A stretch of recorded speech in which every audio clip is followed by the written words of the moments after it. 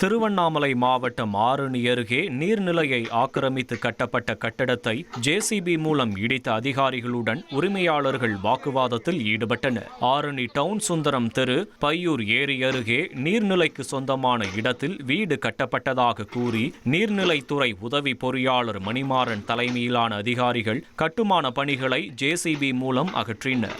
அப்போது சாதி ரீதியாக பேசியதாக கூறி கட்டட உரிமையாளர் சீனிவாசன் என்பவர் அதிகாரிக்கு கொலை மிரட்டல் விடுத்ததாக கூறப்படுகிறது.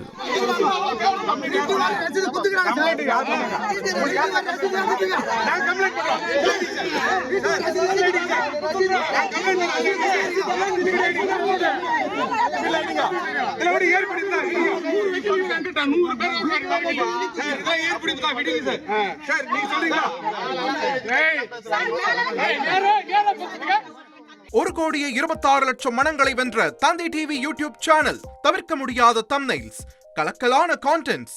நீங்களும் இந்த குடும்பத்தில் இணைய இப்பவே சப்ஸ்கிரைப் பண்ணுங்க.